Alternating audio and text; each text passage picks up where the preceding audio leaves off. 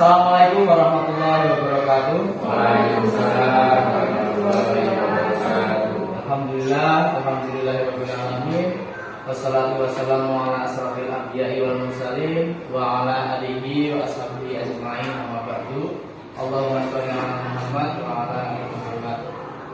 Yang terhormat Kepala SD Negeri 1 Bundang Sari yang saat ini izin gitu, karena ada kegiatan yang lain. Yang saya hormati Bapak Ibu Guru SD Negeri 1 Bundang Sari yang luar biasa. Alhamdulillah. Pertama-tama marilah kita memberikan puja dan puji syukur kepada Allah Subhanahu wa taala karena atas limpahan nikmat, rahmat dan hidayahnya kita semua dapat melaksanakan kegiatan yang akan saya sampaikan pada hari ini dengan keadaan sehat walafiat.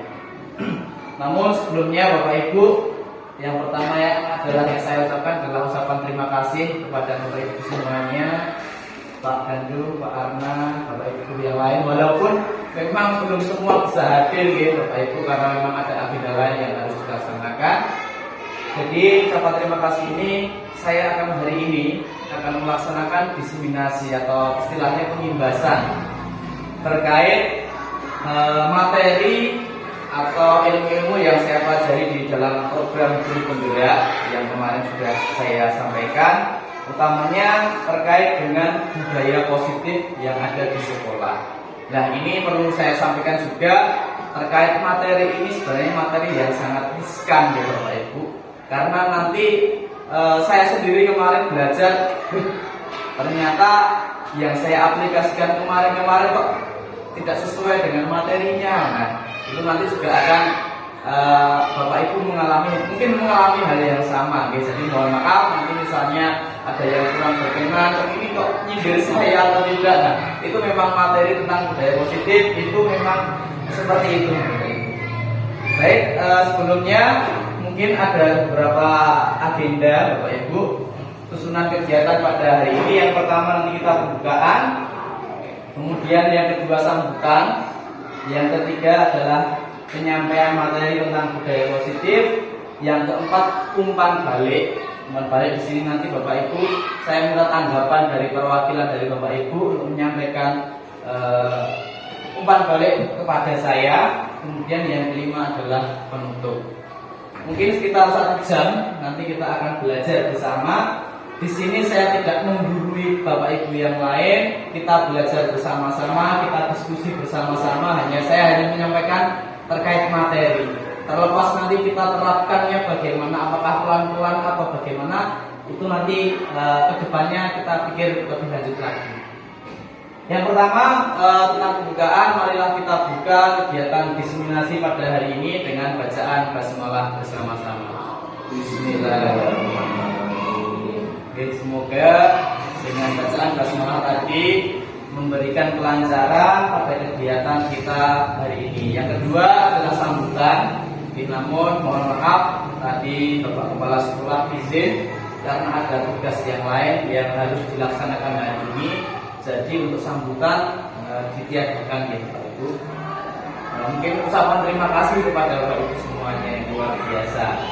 Kemudian selanjutnya langsung saja terkait penyampaian materi budaya positif yang ketiga yang akan saya sampaikan kepada Bapak Ibu semuanya. Nah, materinya memang sangat banyak ya Bapak Ibu terkait dengan budaya positif. Itu ada disiplin positif, motivasi perilaku manusia, kemudian ada hukuman dan penghargaan, yang keempat ada tentang keyakinan, yang kelima kebutuhan dasar manusia, 6 adalah posisi kontrol guru, dan ketujuh adalah segitiga restitusi. Ketujuh materi ini saya yakin Bapak Ibu mungkin pernah mengalami, pernah mencoba, karena ini materi utamanya terkait dengan guru. Seorang guru bagaimana bisa menciptakan disiplin positif dan yang lain-lain. Nah, sebelum kita masuk ke materi, mungkin saya ada sedikit ice breaking ya Bapak Ibu ya. Ada pertanyaan, sepakat betul ini? Cluenya apa Bapak Ibu?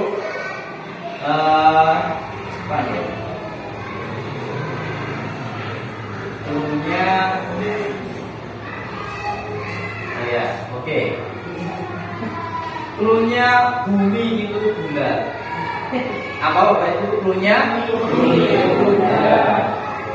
Jika 8 ditambah 2 sama dengan 2, 4 ditambah 6 sama dengan 1, berapa 8 ditambah 6? 3. Luar biasa teman. Ya, oke, satu lagi ya Bapak Ibu. Cluenya dihapuskan. Jika 1 itu 4, 2 itu 3. Enggak ada punya. Enggak ada punya, kita hapuskan. Jika 1 itu 4, 2 itu 3, dan 3 itu 4, 4 itu berapa? 5. Luar biasa. 4 itu 5. Satu lagi. Berarti stop dulu ya. Pinter kan? Jika 5 itu 4, 6 itu 4, 7 itu berapa? 100. Ya, tahu ya Bapak Ibu, cluenya adalah menghitung jumlah huruf. 1 itu S-A-T-U, 1, 2 D-U. Terus pandai-pandai. Oke, baik Bapak Ibu, sedikit semoga memberikan manfaat untuk kita semuanya, menambah semangat pada pagi hari ini. Langsung ke materi yang pertama nih Bapak Ibu, tentang perubahan paradigma. Ya, baik Bapak Ibu, sebelumnya saya tidak usah menyiapkan, sudah. Oke.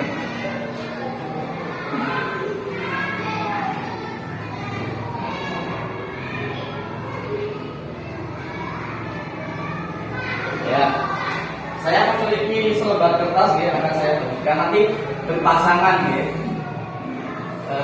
Memburu, monggo balik Mas. Nggih, monggo nak nggih. Sebelah nggih. Nggih, baik. Bisa pindah sebelahkan sini biar berpasangan ya, karena kalau nggak pasangan nanti jomblo. Baik. Sudah menunggu hari raya. Iya, betul.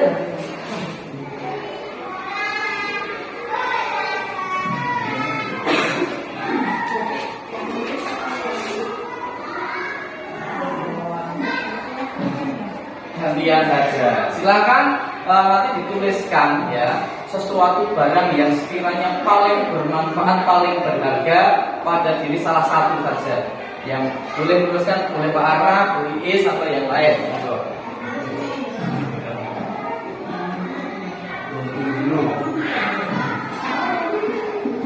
Boleh dituliskan apapun yang paling berharga menurut Bapak Ibu semuanya.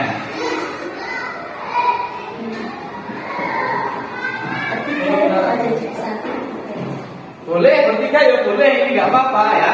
Bertiga boleh.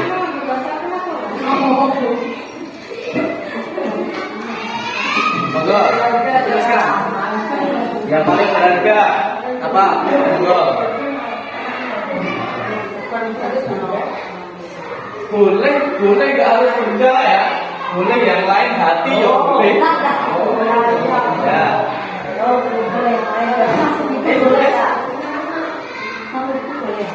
Boleh. Oke.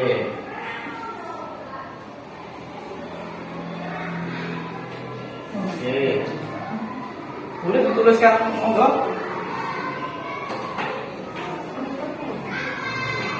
Ya. Silakan kalau sudah dilipat boleh. Ya.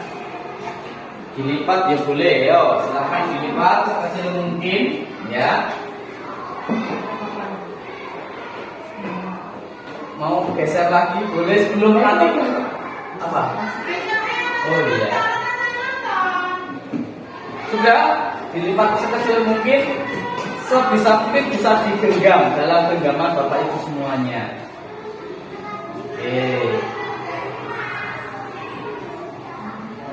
Wes, kalau bisa harus digenggam ya Bapak Ibu. Lah tugasnya Bapak Ibu nanti sebagai A dan B. Nah ini nanti langsung saja ya. Silakan barang-barang tersebut Bapak Ibu genggam seerat mungkin. Dan teman yang lain, tugasnya teman yang lain adalah bagaimana bisa merebut dari benda itu. Mau digigit-gigit, mau apapun, yang penting bagaimana yang satu mempertahankan, yang satu merebut. Ya, saya kasih waktu nanti sekitar 30 detik. Ya, tadi. Oh, karena berharga diserahkan ya. Kalau hati nggak apa-apa. Hei, sudah siap? Mungkin satu geser siap ya. Dua ini kita lakukan.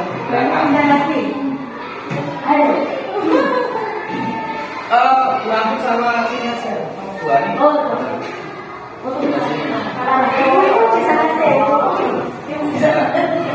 Oke, sudah siap? Sudah siap? Pak Gadu sama Pak Arna, Budi sama Bu Eti nanti saling merebut ya. Yang satu mempertahankan, satu merebut. 1, 2, 3. Mau dikayu, dikasih mobil, dikasih apa? Ini nggak boleh.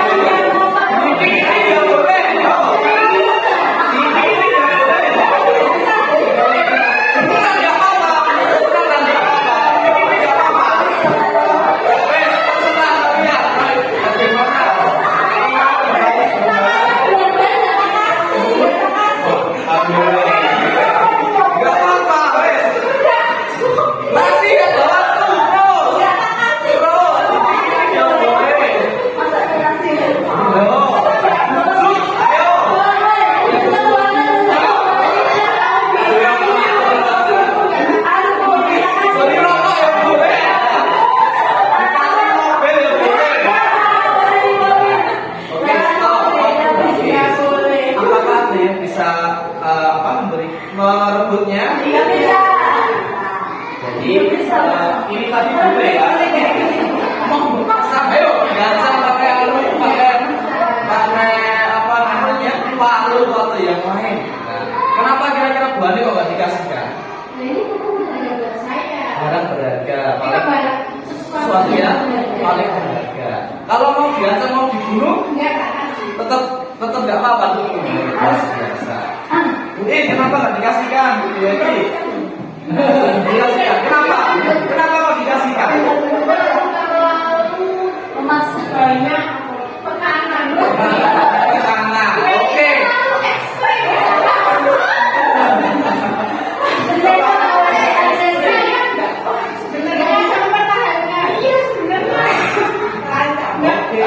Dari situ tadi dikasihkan ya. Direbut, akhirnya terebut. Tapi ada keinginan dari diri sendiri enggak? Terus akhirnya ini buka karena gimana? Sudah nggak tahan terus lepaskan. Betul. Dari itu kita bisa mengambil kesimpulan. Ya, ini ada beberapa kemungkinan yang terjadi. Ternyata ada yang bersedia membuka, ada yang tetap bertahan dengan genggaman tersebut. Nah, ini adalah tentang kontrol diri kita.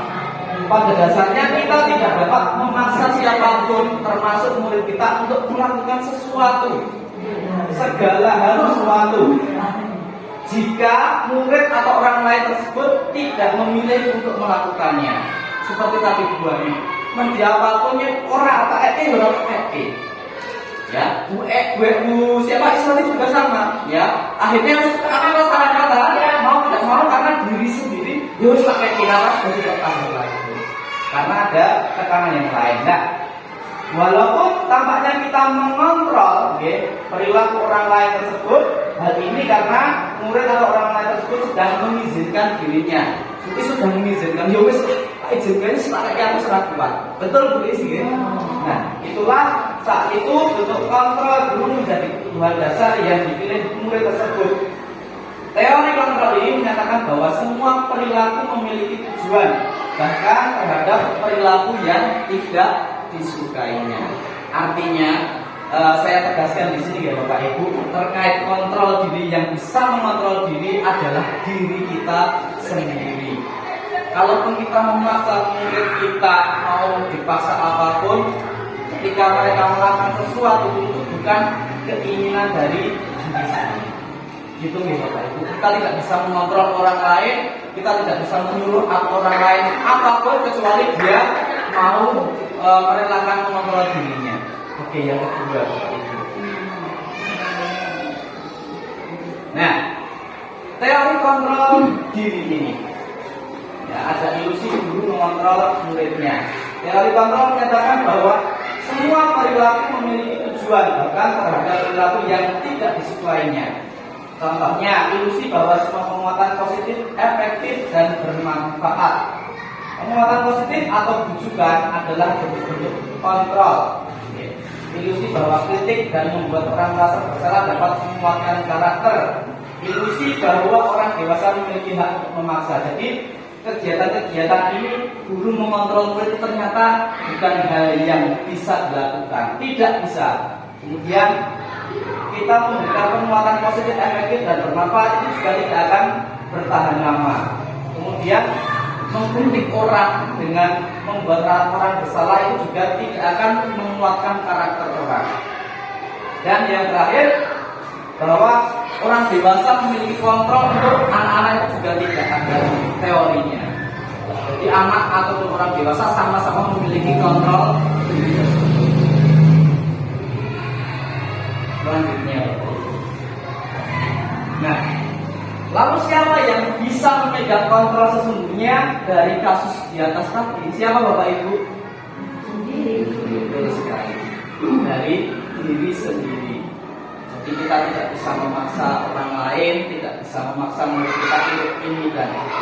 Nah, sekali lagi ini memang materi yang cukup riskan ya Bapak Ibu, karena nanti kita akan terbentur dari yang biasa kita lakukan seperti apa. Oh ternyata saya juga sama dengan alhamdulillah sambung, saya biasanya kayak gitu, ternyata kok kurang sesuai yang saya lakukan. Baik, Bapak Ibu, yang terkait disiplin positif tadi. Jadi disiplin positif di sini merupakan pendekatan mendidik anak untuk melakukan kontrol diri, menguasai diri dan pembentukan kepercayaan diri. Seseorang yang memiliki disiplin berarti mereka bisa bertanggung jawab terhadap apa yang dilakukannya karena mereka mendasarkan tindakan mereka pada nilai-nilai kebajikan. Nah, di sini seringkali kita mendengar kata disiplin itu hubungannya dengan apa? Waktu, peraturan. Oh, yang ini berangkatnya gasi tidak telat berarti dia disiplin.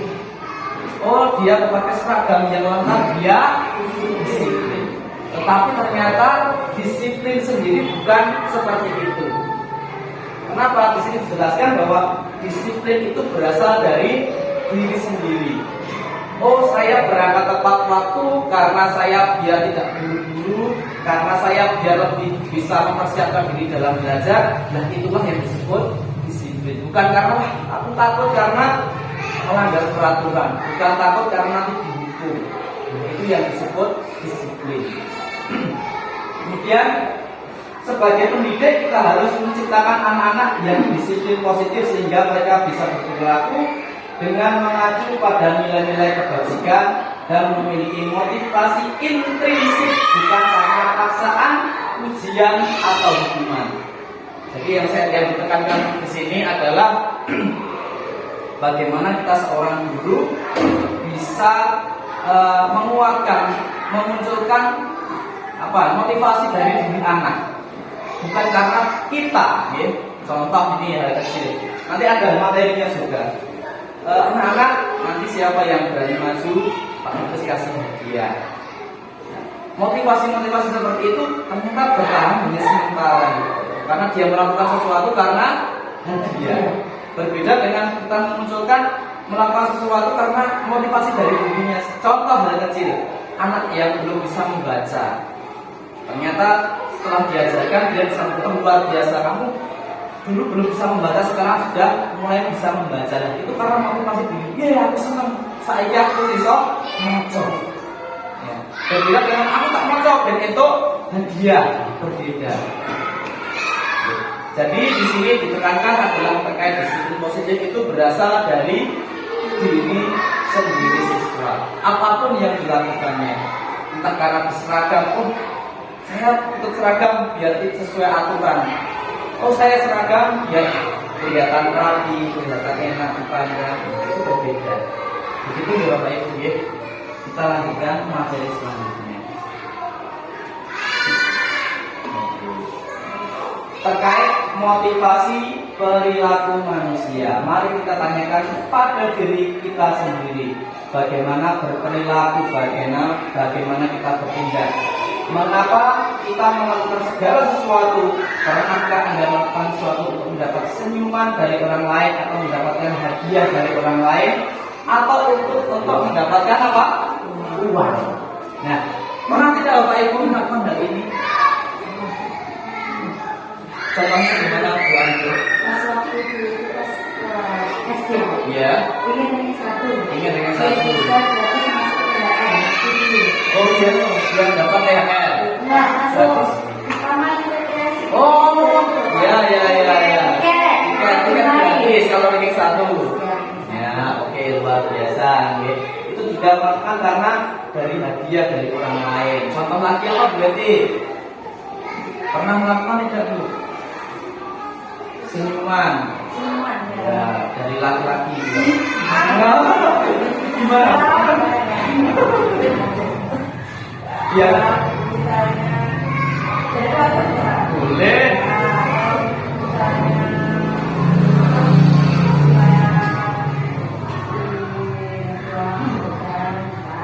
Kasih uang saja.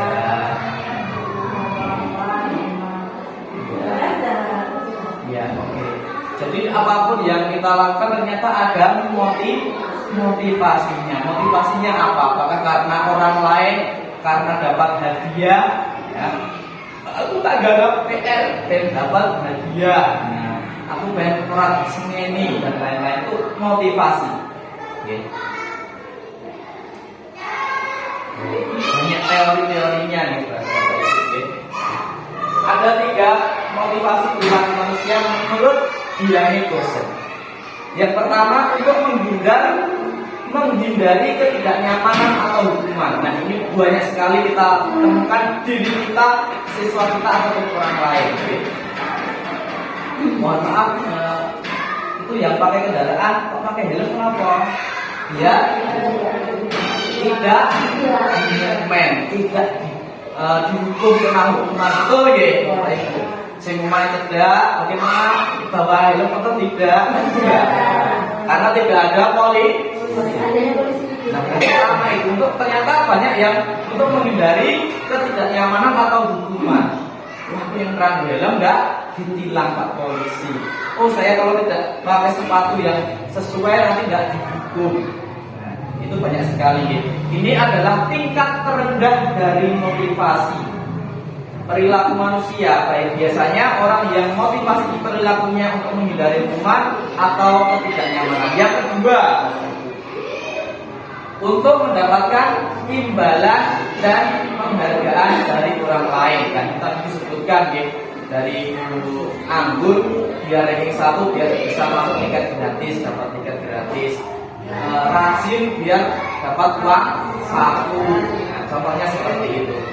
Satu tingkat di atas yang pertama tadi, motivasi yang kedua ini. Kemudian yang ketiga, untuk menjadi orang yang mereka inginkan dan menghargai diri sendiri dengan nilai-nilai yang mereka percaya. Ini adalah motivasi diri kita yang tertinggi. Ya, Bapak Ibu.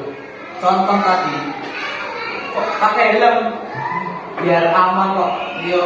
Allah menciptakan saya lengkap untuk menghindari dari bahaya-bahaya, saya pakai helm. Nah, ini adalah motivasi menghargai diri sendiri. Ya, ini yang motivasi tertinggi Bapak Ibu. Ketika bukan untuk ranking 1, karena ada kepuasan dari diri. Wah, saya bisa membanggakan orang tua, saya bisa diri saya bisa bermanfaat. Nah, itulah motivasi yang tertinggi. Oke. Dari internal, dari diri kita. Kemudian selanjutnya Bapak Ibu, karena ini banyak sekali ya, mohon maaf saya percepat Bapak Ibu. Nah, ini terkait hukuman dan penghargaan. Kedua-duanya kira-kira baik yang mana Bapak Ibu? Penghargaan. Kira-kira efektif yang mana Bapak Ibu? Ternyata keduanya kurang sesuai Bapak Ibu. Baik itu kita memberikan hukuman ataupun penghargaan. Kenapa seperti itu? Karena hukuman biasanya sifatnya bagaimana? Memaksa. Ini Mas, kenapa terlambat? Mana? Nyapu di halaman, bersihkan toilet, bersifat hukuman, satu arah, memaksa. Kemudian penghargaan, ya. Mas, luar biasa kan berangkat kasih hadiah, ya. Kenapa mau berangkat kasih? Karena pengen dapat hadiah, itu penghargaan. Dan sifatnya hanya sementara. Ketika sudah tidak ada penghargaan, dia akan merasa bahwa pemangkat gaji. Nah, itu ternyata kedua-duanya adalah sesuatu hal yang kurang sesuai. Kenapa? Hukuman itu adalah sesuatu yang menyakitkan yang harus terjadi. Kemudian jika yang kedua ada tidak nyaman, ya. Kira-kira Bapak Ibu kalau dihukum nyaman bukan? Kemudian korban mendapatkan keadilan, ya. Iki loh, ganti mana? Kemudian murid akan tersakiti. Perilaku pasif agresif meningkat. Kemudian sistem tidak akan berjalan bila murid tidak takut. Misalnya Bapak Ibu hukum muridnya rawati kira-kira repot. Saya kira lari keliling 3 kali. Akhirnya Bapak harus pakai hukuman yang lebih tinggi. Oke, itu sifat dari hukuman. Kemudian contohnya di sini. Perbedaan antara hukuman, konsekuensi dan restitusi. Nanti kita harapannya sampai di sini ya, Pak. Minimal konsekuensi dan syukur-syukur lebih baik ke restitusi. Contohnya di sini. Kalau hukuman, peraturannya adalah kamu harus mengulangi sepatu hitam. Kamu tidak pakai, kamu sekarang pulang. Nah, itu adalah bentuk dari hukuman. Kemudian konsekuensinya, bagaimana peraturannya? Mampukah kamu melakukannya? Nah, itu berupa konsekuensinya. Yang restitusi, ketika ada siswa yang datang terlambat, dia dimintai kesadaran dirinya. Apa yang kamu lakukan? Apakah sudah terlambat? Mengakui. Kira-kira terlambat itu betul apa salah? Ditanya seperti itu. Ya. Kemudian kira-kira untuk mengganti keterlambatanmu, kira-kira kamu ngapain? Nah, diberi penawaran seperti itu. Itu namanya restitusi. Nah, ini hal yang paling efektif yang bisa kita lakukan sebagai seorang guru. Kita tidak menghukum, tetapi memberikan restitusi. Kira-kira hal apa yang bisa anak-anak lakukan untuk mengganti kesalahannya tersebut. Dan nanti ada beberapa kegiatan restitusi. Kemudian terkait hukuman, ya. Ini hal yang negatif ternyata. Awas kalau dilakukan lagi ya. Nanti awas kamu tak naikkan. Awas kamu nggak kasih nilai. Kemudian yang kedua netral, itu dari konsekuensi. Lakukan apa yang saya katakan. Diminta melakukan yang positif dari resolusi, yaitu apakah hal yang sesungguhnya ingin kamu lakukan. Kamu pengen ngapain kok dari kesalahan itu? Oke, di sini ada beberapa contoh, nanti monggo Bapak Ibu saya minta, kira-kira ini masuk hukuman atau konsekuensi. Membersihkan coretan yang dibuatnya di meja tulis, itu kira-kira hukuman atau konsekuensi? Konsekuensi, ya boleh. Kemudian yang kedua, murid diminta untuk push up 15 kali karena tidak menggunakan masker di sekolah. Nah, menggantikan kertas tugas teman yang telah dicoret-coret. Berjemur di lapangan basket pukul 12 siang karena ngobrol dengan teman. Nah, murid diminta bertelanjang kaki sepanjang hari karena tidak menggunakan sepatu warna hitam sesuai peraturan sekolah. Nah, berdiri di depan kelas sambil mengangkat satu kaki karena tidak bisa menjawab pertanyaan. Yang terakhir, membersihkan tumpahan air di meja tulis karena tersenggol pada saat belajar. Kenapa tadi bisa menjawab ini? Hukuman dan konsekuensi? Konsekuensi biasanya dilakukan oleh perbuatan yang sudah dilakukan. Oke, luar biasa ya. Sesuai dengan perbuatannya. Artinya yang dilakukan penggantinya harus setara. Contoh yang tidak setara, misalnya tidak pakai masker disuruh keliling atau push up, hubungannya apa antara masker dengan push up? Itu tidak ada, berarti itu masuk dalam hukuman. Ketika konsekuensi berarti yang dilakukan itu setara.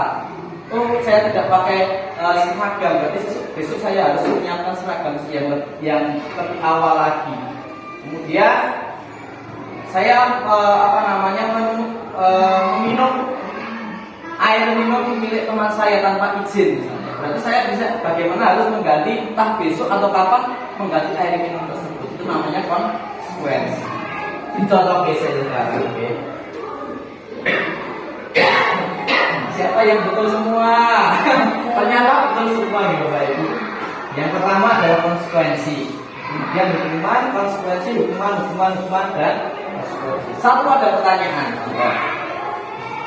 Dalam pelajaran olahraga, ya, Pak Arna sudah menyiapkan, sudah meminta siswa untuk pemanasan, pemanasan senam sebelum melakukan olahraga. Ada satu siswa yang terlambat. Kemudian Pak Arna meminta dia lari 2 kali mengelilingi sekolahan sebagai pengganti dari keterlambatan tersebut. Kira-kira itu masuk hukuman atau konsekuensi?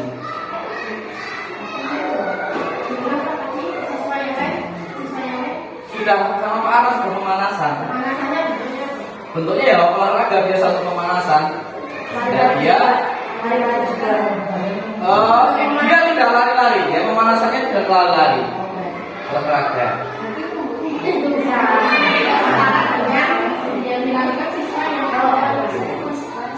Oh, boleh konsekuensi, boleh hukuman. Apa ini namanya kita berpendapat ya. Kalau saya melihatnya gitu, itu masuk ke dalam konsekuensi. Karena apa? Di situ yang dilakukan oleh Pak Arna mengefektifkan kegiatan. Dia lari-lari kecil itu juga sebagai pemanasan. Ketika diminta untuk pemanasan lagi, nanti dia akan tertinggal dalam pembelajaran. Itu sesuai karena pelajarannya tentang olahraga. Berbeda dengan misalnya di kelas tidak membawa barang, disuruh mengisi kamar mandi, lah itu kan tidak sesuai. Itu masuk ke dalam hukuman. Ini sudah begitu. Saya pun juga sama nih, kaget Bapak Ibu, ternyata yang dilakukan itu ya. Ada Pak, Ya, ini Bang. sebenarnya kan saya ngajar lari. Suruh pemanasan ada yang meleleh, ada yang satu meleleh nggak dilakukan sesuai yang saya instruksikan. Terus nanti kalau yang nggak melakukan sesuai yang saya katakan, suruh pisah, kan masuk itu pas pemanasan. Jadi termasuk hukuman dan konsekuensi. Jika ini jawaban dari saya ya, mungkin teman-teman ada yang mau menjawab dulu? Hah? Kalau menurut saya itu konsekuensi. Kalau menurut saya, ketika dengan push up itu bisa mengganti dan itu berhubungan dengan kegiatan lain, misalnya pemanasan, ya, itu nggak masalah, itu masuk dalam konsekuensi. Ya, ketika tapi ya harus ada kaitannya, misalnya dengan klub yang bisa pemanasan untuk kegiatan menari, memperlincah menari nggak masalah. Kekuatan misalnya, nah itu boleh saja. Yang penting ada hubungannya dan itu setara dengan kegiatan yang ditinggalkannya. Itu yang luar biasa. Ya Allah, materi ketiga ini masih ada 4 materi lagi. Oke, kesimpulannya di sini ya Bapak Ibu. Ternyata hukuman itu tidak terencana. Kemudian kalau konsekuensi sudah direncanakan dan sudah disepakati. Jadi kita murid sudah minta untuk menyepakati dengan kegiatan itu setuju atau tidak. Kemudian hukuman murid tidak pernah dilibatkan. Kita menyuruh apapun, kira-kira nulis ini belum murah, nggak pernah. Kalau hukuman biasanya bersihkan di kebun misalnya. Kemudian konsekuensi diberikan berdasarkan data yang diukur, jumlah dan kuantitas pelanggarannya berapa. Kalau hukuman bersifat satu arah, ya, dari guru ke siswa. Tapi kalau konsekuensi guru hanya memonitor muridnya. Kemudian hukuman berupa fisik ataupun psikis. Nah, yang di sini konsekuensi hukuman berdasarkan kesepakatan. Artinya tadi misalnya dengan aku disepakati guru ditawarkan ke siswanya. Kamu tidak berlatih misalnya dengan kegiatan yang lain, apa kira-kira? Misalnya kamu gurunya punya ide, kalau misalnya dengan push up biar kamu lebih kuat dan lebih panasan gimana? Siap. Nah, itu namanya konsekuensi. Artinya kita tidak memaksa. Oke, baik Bapak Ibu, materi ketiga selanjutnya yaitu tentang restitusi. Kalau tadi ada hukuman, kemudian konsekuensi, ini yang ketiga adalah restitusi. Oke, nanti boleh saya contohkan, bisa melihat video nanti akan saya share gitu di grup sekolahan tentang kegiatan restitusi. Saya sudah melakukan praktek. Dan di sini restitusi ada beberapa kegiatan, ada beberapa tahapan yang harus dilakukan. Jadi mengapunten kegiatan restitusi ini menurut saya yang paling relevan, paling baik, tapi tidak bisa satu kali dilaksanakan berhasil. Butuh praktek-praktek. Biasanya yang ngapunten gitu. Praktek kaya ngono, mungkin nyatane masih sama wae. Sing padha wae dengan kali. Memang ini baru kita pelajari, saya sudah belajar untuk mempraktekkan dan biasanya tidak bisa satu kali berhasil. Butuh waktu, butuh proses untuk melaksanakan kegiatan ini. Nah, restitusi ini apa? Contohnya ada siswa yang terlambat. Ada siswa yang terlambat, nanti kita ajak bertemu, ajak diskusi. Kita ajak ngobrol-ngobrol dulu dari yang dilakukannya. Tadi misalnya Pak Guru melihat kamu terlambat, betul atau salah, bisa diceritakan dulu. Oh ternyata betul Pak, saya tadi terlambat. Oh ya, oke, tidak masalah, ya. Terlambat itu semua orang memiliki kesalahan. Ya, Pak Guru juga pernah melakukan kesalahan. Kira-kira dari keterlambatan itu pasti ada alasannya tidak? Ada. Oh coba diceritakan. Kadang kalau tidak melakukan seperti itu, terus pokoknya boleh telat. Karena ngerti alasannya apa, pokoknya nggak diperhatikan. Yang penting telat dulu. Nah ini tidak, ditanya dulu. Setiap perbuatan kita, kesalahan kita pasti ada alasannya. Diceritakan. Oh ternyata saya diminta membantu orang tua, ini. Oh saya tidurnya kemalaman, diceritakan. Nah dari situ kemudian diminta untuk evaluasi, refleksi. Apakah yang dilakukannya sudah melanggar keyakinan kesepakatan atau tidak? Oh iya, ternyata saya melanggar kesepakatan kelas kita untuk tidak terlambat. Kira-kira untuk mengganti itu apa yang bisa dilakukan? Nah itu bentuk restitusi. Jadi kesadaran dari sadar aku salah, aku akan melakukan sesuatu untuk menggantinya. Nah ini diharapkan kegiatan penggantinya itu sesuai dari diri, dari hati siswa tersebut. Oke, nanti saya akan share contoh video kegiatan restitusi di sini.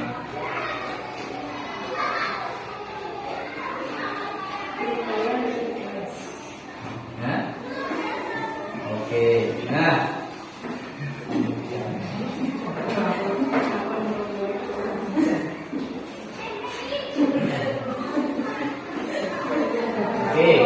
Nah ini yang perlu coba saya terapkan juga di kelas saya Bapak Ibu terkait dengan keyakinan kelas.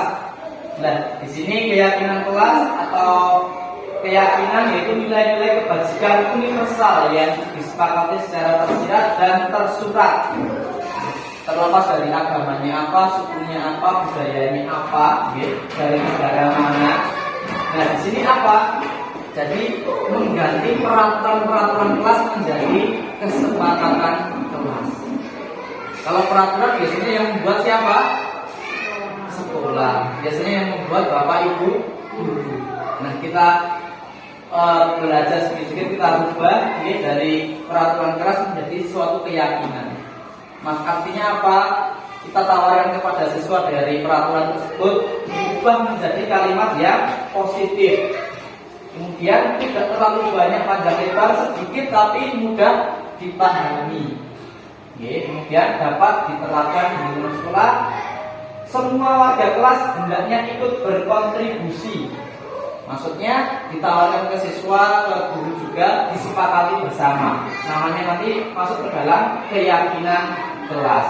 Kemudian bersedia meninjau kembali keyakinan kelas dari waktu ke waktu. Contoh hal kecil, peraturan sekolah misalnya tidak boleh terlambat. Harus memakai seragam ini. Kita ubah menjadi kalimat yang positif. Datang tepat waktu. Contoh sedikit-sedikit baik. Dan itu harus disepakati antara guru dan siswa. Jadi ketika siswa melakukan melanggar itu, berarti dia melanggar yang sudah disepakati. Melanggar yang sudah disepakati, berbeda dengan peraturan yang buat kita, aku melanggar peraturanmu. Berbeda dengan itu melanggar peraturan sendiri, peraturan yang sudah disepakati. Nah, itu nih Bapak Ibu terkait keyakinan kelas. Kemudian tak seperti saja dari mantul misalnya. Nah, ini contoh keyakinan kelas gitu Bapak Ibu. Setiap anggota kelas perlu belajar. Ya.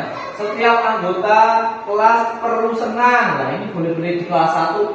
Jadi belajar aja nanti grundel, aja nanti sedih, harus senang. Kemudian contoh di kelas 5, selalu bersikap positif, senantiasa menjadi diri yang terbaik, senantiasa membantu. Nah, contoh-contoh sederhana seperti ini yang penting disepakati antara guru dan siswa, itu akan menjadi sebuah keyakinan kelas. 3 lagi Bu, apa ya Bu ya?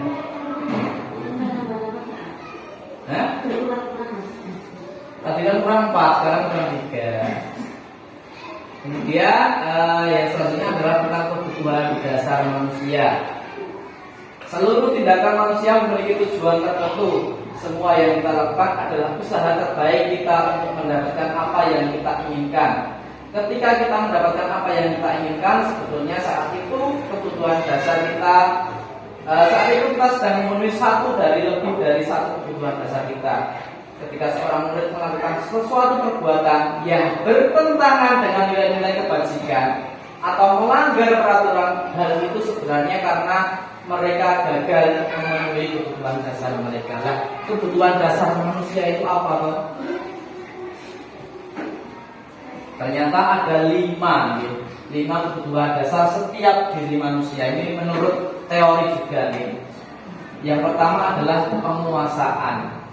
Kemudian dia butuh rasa kasih sayang. Siapa yang ingin disayang, ya. Kasih sayang dan rasa diterima. Nah, karena kalau tidak diterima juga dia akan mengalami kekurangan dari kebutuhan itu. Kemudian rasa butuh kesenangan. Pasti Bapak Ibu juga sama gitu. Butuh senang, kok ngulang terus nggak happy juga tidak mau. Butuh refreshing, betul nggak Bapak? Kemudian ternyata manusia juga butuh namanya kebebasan. Tidak bisa diikat terus untuk ini. Nah, itu nanti akan memberontak ya. Kemudian yang kelima adalah bertahan hidup. Itu bertahan hidup ini juga ketika di suatu memang mendesak, dia akan bertahan. Itu sudah insting dari seorang manusia. Misalnya mau tenggelam pun, pasti orang mungkin tenggelam terus menang. Betul ya? Mesti ingin dia akan instingnya akan berenang, caranya bisa menyelamatkan diri. Walaupun ada yang berhasil, ada yang tidak. Tapi lainnya tenggelam, aku tenggelam. Ini, gak. Yang dibawa tinggi. Nah, Artinya malu pun lagi gini. Itu sudah insting. Bahkan ada yang kalau tenggelam gini-gini sambil teriak tolong, dan lain-lain. Nah itu salah satu contoh bertahan hidup. Yes. Nah, oke di sini ada siswa yang aku senang main kejar-kejaran dengan ibu guru, seru. Nah, ini masuk dalam apa Bapak Ibu? Kesenangan. Ya banyak ya, masuk dalam cinta dan kasih sayang, dapat kasih sayang dari guru. Ya. Kemudian ada kebebasan, kesenangan. Ya. Menyetir mobil itu seru. Kira-kira masuk apa Bapak Ibu? Puasa. Seru berarti masuk ke dalam kesenangan, dia senang ya. Contohnya seperti itu. Ya? Apa? Contoh kepuasan kira-kira apa? Tidak puas. Ya, puas. Nah, itu contoh kebutuhan yang dibutuhkan oleh seseorang manusia. Oke, masih ada 15 menit. Kemudian posisi kontrol selanjutnya yaitu tentang posisi kontrol seorang guru. Oke. Ada 5 posisi kontrol menurut Dr. William Glasser. Dosen berkesimpulan ada 5 posisi kontrol yaitu sebagai penghukum, kemudian pembuat rasa bersalah, sebagai teman, pemantau, dan juga seorang manajer. Jadi guru memiliki 5 posisi kontrol ini: penghukum, pembuat rasa bersalah, teman, pemantau, atau manajer. Oke. Walaupun kelima-limanya ini bisa kita lakukan, tapi nanti mungkin ada beberapa yang paling efektif yang bisa kita lakukan sebagai seorang guru. Oke. Nah, ini contoh-contohnya ya. Ketika Bapak Ibu sebagai penghukum, biasanya ada ibu sangat kecewa sekali dengan kamu. Misalnya, berapa kali Bapak harus memberitahu kamu ya, kamu jangan seperti ini. Nah, itu sebagai sifat-sifat penghukum. Gimana coba? Kalau orang tua kamu tahu kalau kamu melakukan seperti kamu pulang ke sekolahan, itu sebagai seorang penghukum. Kemudian yang kedua ada membuat rasa bersalah. Di sini hampir sama, guys. Mungkin yang berbeda, belum tak ganti ya, nggak apa-apa. Masih sama ya, nggak apa-apa. Kemudian yang ketiga ada contoh teman, guys. Ayo bantulah demi Pak Guru ya, minta tolong sebagai ayo, kamu kok nggak mau bantu? Ini biasanya Pak Guru ngasih jajanan loh. Nah, itu sebagai teman. Ya udah, kali ini tidak apa-apa, nanti bantu bereskan. Jadi bukan terlalu mati ya. Itu posisi guru memposisikan sebagai teman dengan murid. Itu juga baik ya. Kemudian pemantau. Pemantau ini lebih ke memantau dari peraturan dan tindakan siswa. Kamu seperti ini, peraturannya gimana? Kamu harus pakai masker tidak? Nah, itu sebagai pemantau. Apa yang telah kamu lakukan? Kemudian sanksi atau konsekuensinya apa? Terus memantau antara perilaku dengan peraturan yang ada. Kemudian yang kelima adalah sebagai seorang manajer. Nah, ini adalah perilaku atau posisi kontrol yang paling ideal seorang guru sebagai manajer. Apa kamu meyakininya dari perbuatan kamu itu betul atau salah? Jika kamu meyakininya, apakah kamu bersedia memperbaikinya? Jadi menawarkan ke siswa, jika kamu memperbaiki ini, hal ini menunjukkan apa tentang dirimu? Kira-kira kamu melakukan seperti itu, kira-kira manfaat buat kamu apa? Toh? Jadi jangan sampai, Pak, saya usul Pak, saya terlambat, saya ingin membersihkan kamar mandi baris. Ya. Nah itu asal dari Pak Guru apa kamu sendiri? Usaha sendiri Pak, nggak apa-apa. Itu sebenarnya apa ditanya? Ya. Itu sebagai seorang manajer. Apakah dengan konsekuensi itu bisa memperbaiki dirinya, bermanfaat bagi dirinya, dan itu harus ditanyakan terlebih dahulu. Kemudian posisi ideal seorang guru, posisi di mana guru harus berbuat sesuatu bersama dengan murid, mempersilahkan murid mempertanggungjawabkan perilakunya, mendukung murid agar dapat menemukan solusi atas permasalahannya sendiri. Nah, di sini adalah sebagai posisi manajer, yaitu dengan melakukan restitusi yang dapat menjadikan murid sebagai manajer bagi dirinya sendiri, sehingga tercipta identitas positif atau berhasil pada diri murid tersebut.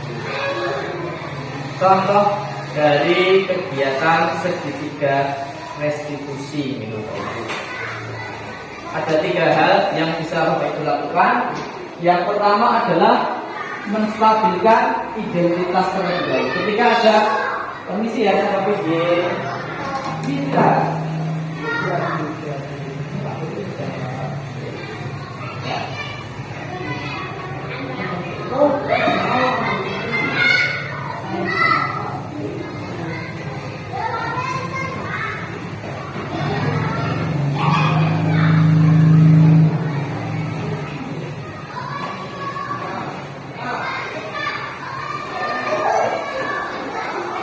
Oke, Bapak Ibu, mohon maaf ya, kita lanjutkan.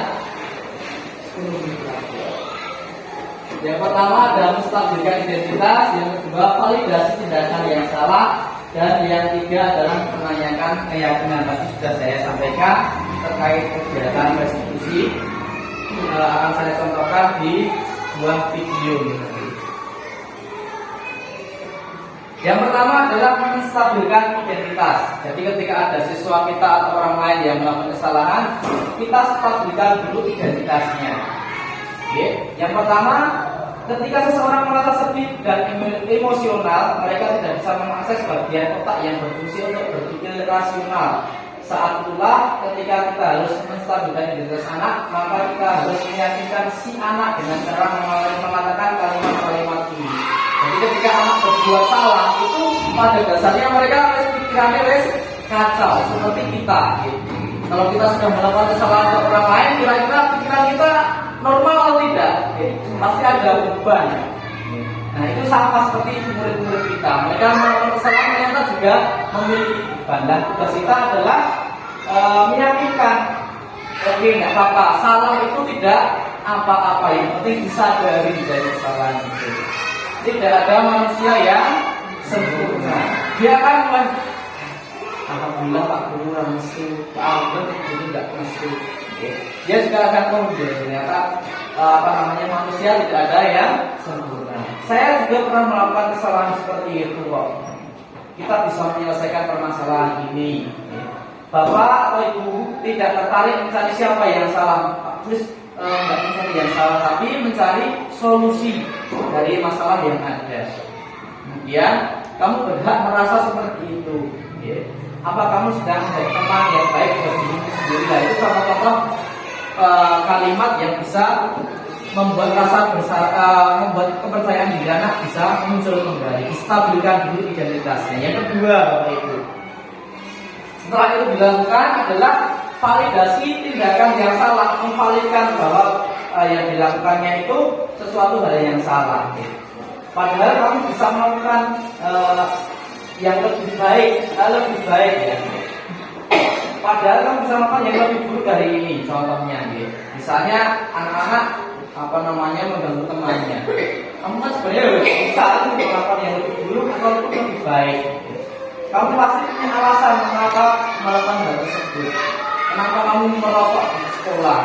Kenapa makan di dalam kelas?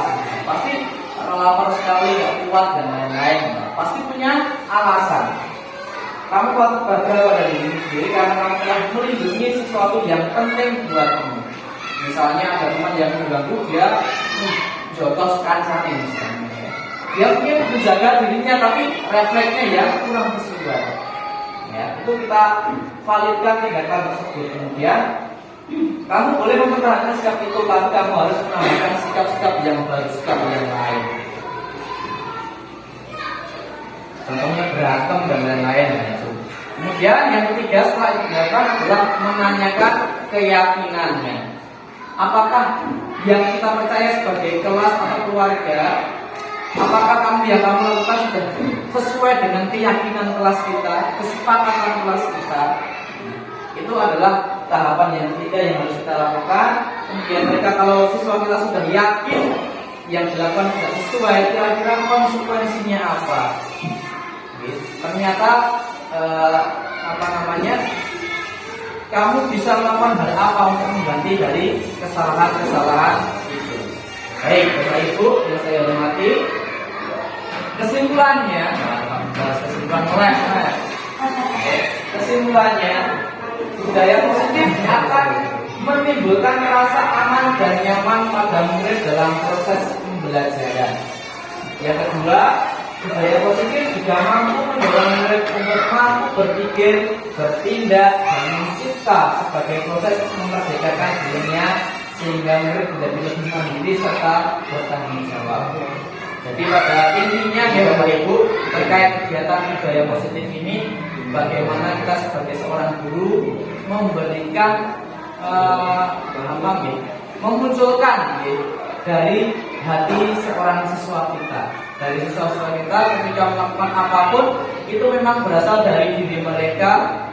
Bahkan kesalahan pun mereka harus sadari bahwa itu suatu kesalahan. Kita tidak pernah memaksakan melakukan hal ini hal itu, karena yang bisa mengontrol diri sendiri adalah diri mereka sendiri. Mungkin itu yang dapat saya sampaikan Bapak Ibu. Terima kasih. Setelah ini mungkin ada yang ditanyakan terlebih dahulu ataupun memberikan umpan balik terkait kegiatan ini. Ada pertanyaan Bapak Ibu?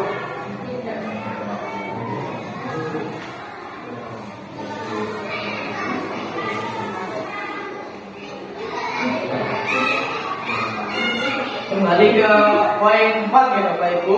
Terima kasih. Yang pertama saya ucapkan kepada Bapak Ibu semuanya telah berkenan meluangkan waktunya untuk mendengarkan kita berdiskusi bersama terkait kegiatan budaya positif. Selanjutnya saya minta mungkin 2 menit Bapak Ibu perwakilan 2 orang untuk menyampaikan umpan balik terkait materi yang telah saya sampaikan tadi.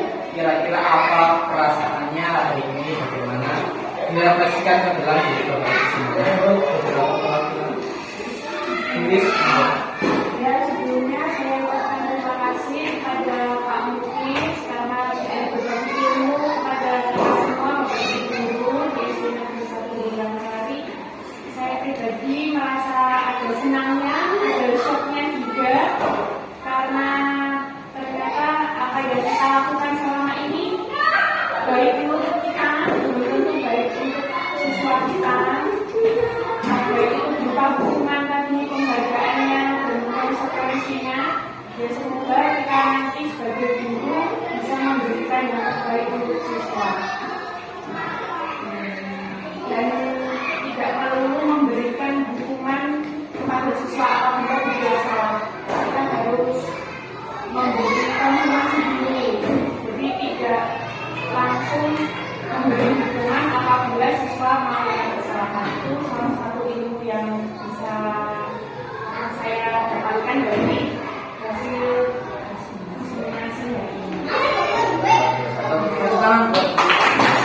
Terima kasih kepada Is. Jadi di sini memang saya hanya menyampaikan, saya hanya diskusi bersama gitu kan, menghubungi Bapak Ibu semuanya. Bahkan terkait yang materi-materi ini saya juga belum bisa mempraktekkan semaksimal mungkin. Harapannya kita sama-sama belajar, kita sama-sama mengaplikasikan pelan-pelan gitu. Karena harus kalau harus membalikkan telapak tangan itu memang susah gitu. Kita pelan-pelan disesuaikan dengan kondisi kita. Terima kasih Bu Is atas baliknya. Moga Bu Anggun bisa disampaikan mungkin perasaan hari ini bagaimana, sedih atau senang, ya kira-kira. Ya Pak, terima kasih Pak Mukis untuk simulasinya hari ini. Terima kasih, sangat memberikan hari ini ada kita sebagai guru di sini, yaitu pertama tentang hubungan eksekusi dan juga eksekusi. Kita bisa membedakan apa perbedaan dari kedua tersebut, dan kemudian nantinya kita bisa melakukan apa yang terbaik buat siswa-siswa kita. nyaman, enak, rasanya kalau sekolah di sini seperti apa. Jadi lebih maju lagi, lebih maju bukan masalah pintaran saja, tapi keahlian, keterampilannya mereka. Pintarannya juga nggak kalah sama SD yang swasta. Terus karena kan kita nanti guru-gurunya kan bisa mengarahkan oh ini yang terbaiknya seperti apa. Jadi mereka itu bisa berlatih disiplin. Memang anak sekarang itu susah disiplinnya, susah kak, susah banget. Beda sama anak zaman dulu. Anak zaman dulu kalau udah dikasih tahu A, B, C nggak boleh itu mereka takut. Tapi kalau anak sekarang itu, ya itu kita butuh berbagai macam keahlian menarik mereka tuh. Gimana caranya disiplin itu dalam belajar, dalam bersekolah, segala hal itu mereka harus belajar disiplin. Terima kasih Bapak Muklis. Makasih atas ilmunya yang diberikan oleh kita semua. Ya, terima kasih Pak Bu. Memang terkait kedisiplinan tadi yang sudah saya sampaikan, ketika kita siswa kita, anak kita atau siapapun melakukan hal karena paksaan, karena kamu harus seperti itu memang susah. Tapi ketika sudah kita selain roh hati ini, ternyata memunculkan kesadaran, oh iya, saya menyapu rumah bukan karena disuruh orang tua, tapi kelihatan rumah itu saya bersih, saya nyaman di rumah itu. Kalau sudah sadar diri sendiri, tidak akan disuruh, dia akan melakukan.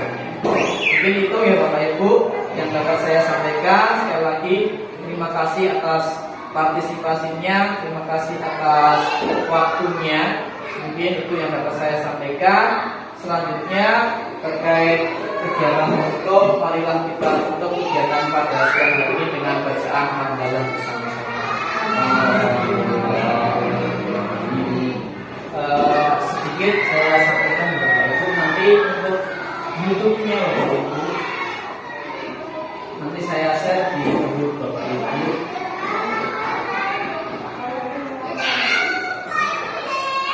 Terima kasih, saya cukupkan sekian. Kurang lebihnya saya mohon maaf. Kita akan berdiskusi lebih lanjut di kegiatan-kegiatan selanjutnya Bapak Ibu. Oh ya Mas. Assalamualaikum warahmatullahi wabarakatuh.